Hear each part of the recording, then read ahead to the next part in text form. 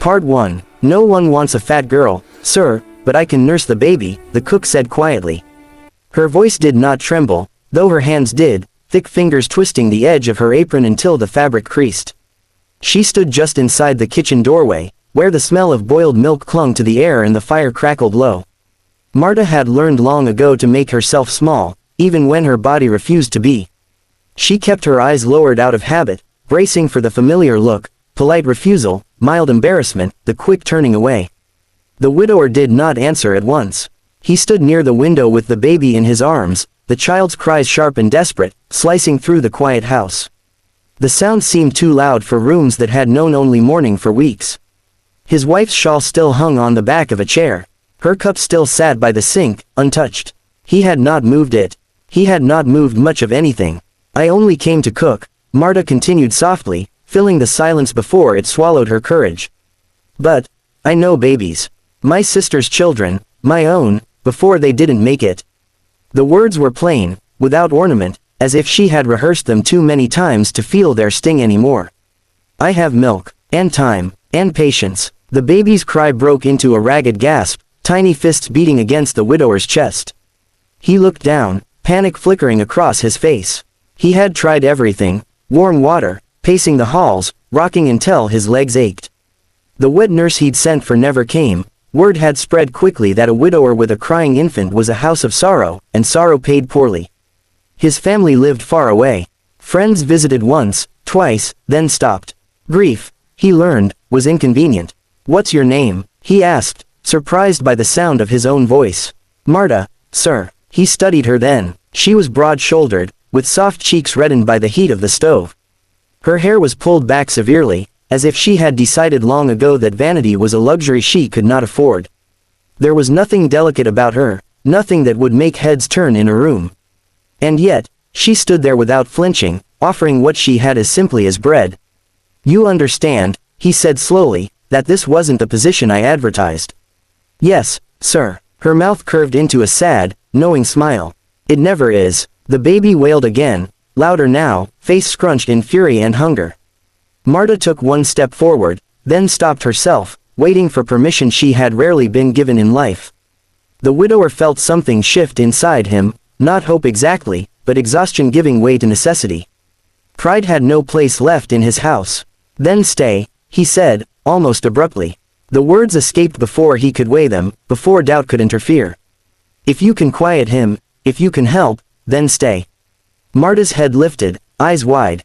For a heartbeat she seemed not to understand. Then relief washed over her face so openly it startled him. She nodded once, firmly, as if afraid that too much gratitude might undo the offer. Part 2. Morning came softly to the house for the first time in many weeks. The widower woke in his chair, a blanket tucked over his shoulders that he did not remember placing there. For a moment, confusion brushed his thoughts, then he heard it, the quiet, rhythmic sound of humming from the kitchen, low and steady like a heartbeat. He sat up, suddenly alert, listening for the baby's cry. There was none. He rose and moved toward the doorway, careful, as though he might startle the peace if he stepped too loudly. Marta stood at the stove, her back to him, stirring a pot with one hand while gently rocking the cradle with her foot. The baby slept inside, cheeks round and calm, one tiny fist curled near his chin. Sunlight crept through the window, catching dust motes in the air, turning them golden. It looked, impossibly, like a home again. I didn't mean to fall asleep, the widower said quietly.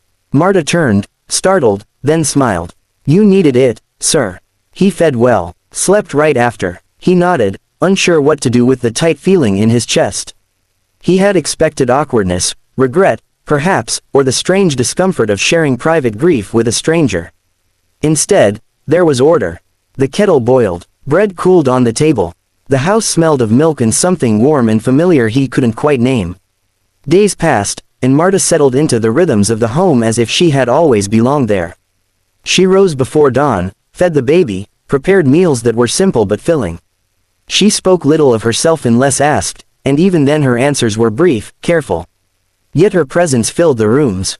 Laughter, small and surprised, found its way back into corners where silence had ruled.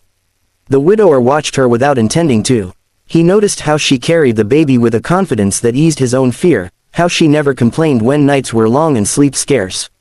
Once, he overheard her whispering to the child, telling him stories of fields and summers, of kindnesses remembered and sorrows survived.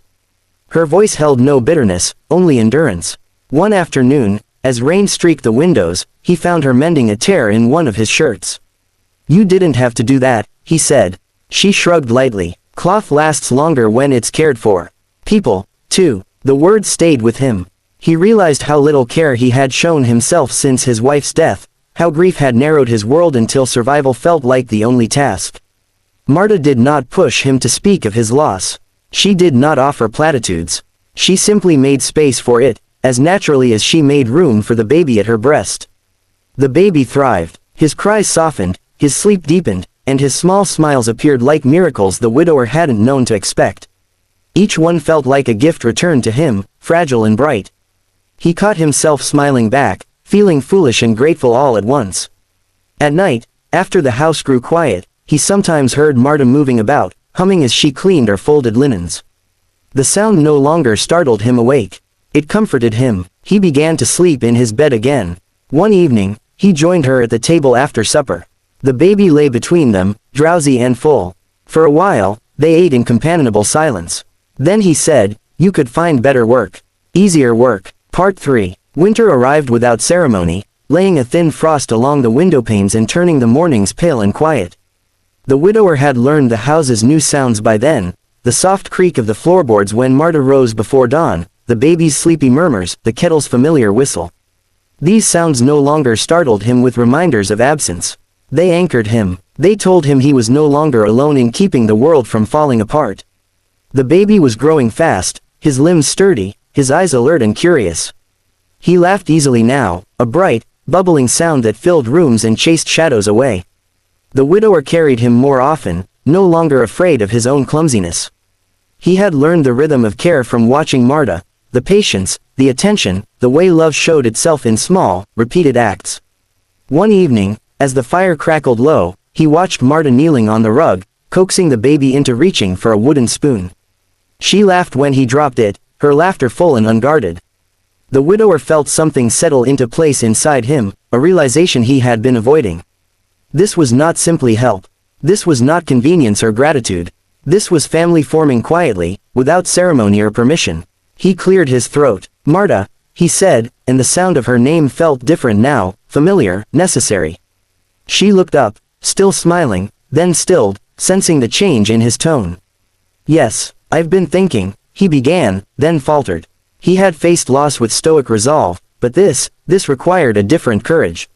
"About the future." She rose slowly, wiping her hands on her apron, and waited. Marta had learned not to interrupt moments that mattered. "This house, it has life again," he continued. "And it's because of you. Because you stayed when you had every reason not to."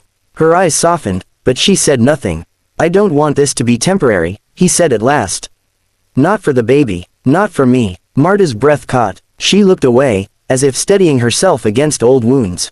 "Sir," she said carefully, "people don't make offers like that to women like me. They regret them later." He stepped closer. "Then let me be the one who doesn't."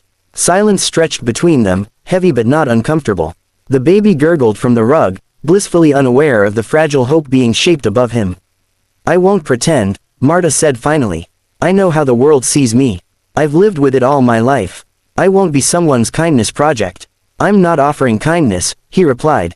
"I'm offering truth. This house needs you. I need you." She searched his face, looking for pity, for doubt, for the faint shadow of shame she had seen in others. Finding none, she nodded once, slowly, as if accepting something precious and easily broken. "Then I'll stay," she said. "Not as help, as family." They did not rush toward declarations or promises.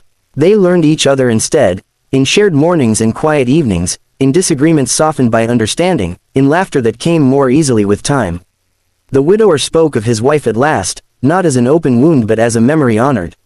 Marta listened without jealousy, without fear, holding space the way she always had. Neighbors noticed the change. They saw light in the windows, heard laughter where there had been none. Some whispered, others stared. Marta met their gazes with calm dignity. She had survived worse than judgment. Spring followed winter, gentle and forgiving. The baby took his first steps across the worn wooden floor, arms outstretched, laughter ringing.